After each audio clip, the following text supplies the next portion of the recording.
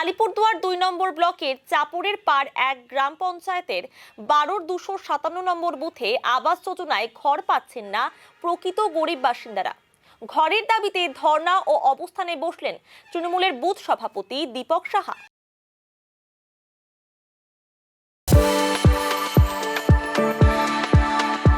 We are the dreamers, the achievers, and the leaders. Come, join us today.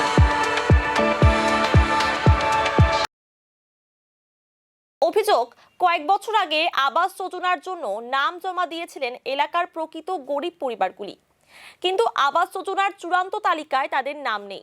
চাপড়ের পাড় এক গ্রাম পঞ্চায়েতের ১২র ২৫৭ নম্বর বুথে প্রায় ১০ থেকে ১২ জন বাসিন্দা ঘর পাননি। ঘরের দাবিতে এদিন শোভাগঞ্জ বাসস্ট্যান্ড এলাকায় রাস্তায় ধর্ণা ও অবস্থানে বসেছেন স্থানীয় তৃণমূলের বুথ সভাপতি দীপক সাহা। তার সঙ্গে বাসিন্দারাও ধর্ণা বিক্ষোভে সামিল হন।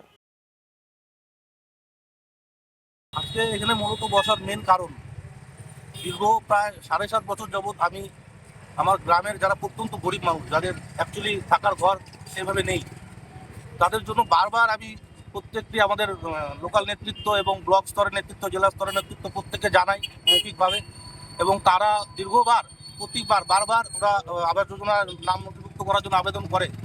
তা সত্ত্বেও প্রত্যন্ত গরিব মানুষ যারা, তাদের মোটামুটি ১০-১৫ জন পরিবার এরকম আছে আমার পাড়াতে, যারা অ্যাকচুয়ালি প্রাপ্য তাদের নাম নেই, মানে তাদের ঊর্ধ্বে প্রাপ্য আর কেউ নেই আমার পাড়াতে, কিন্তু তারা বঞ্চিত।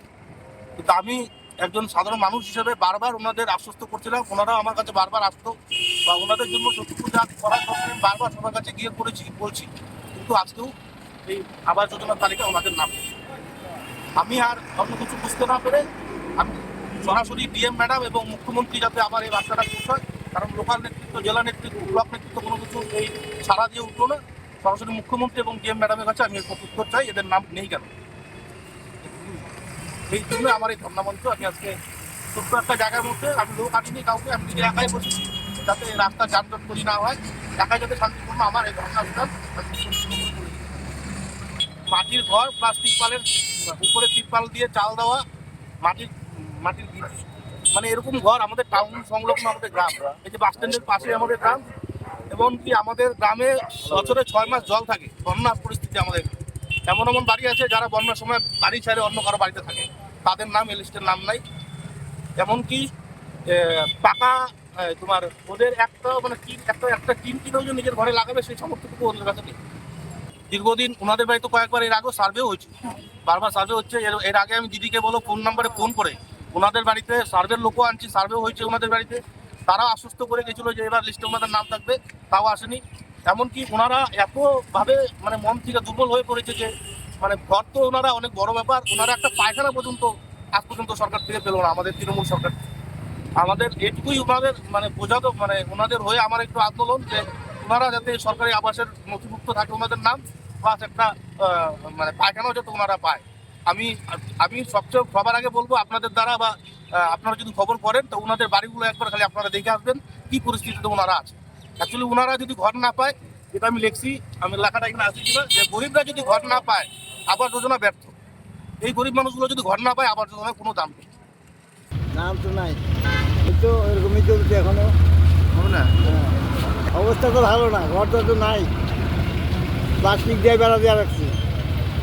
কী বলবো, ঘরের ঘর দিয়ে বলবো, এছাড়া তো কিছু নেই আমার। থাকার মতো তো জায়গা লাগবে, জায়গাটা তো নাই আমার। কী বলবো আমি, বলার মতো আমার কিছু নাই।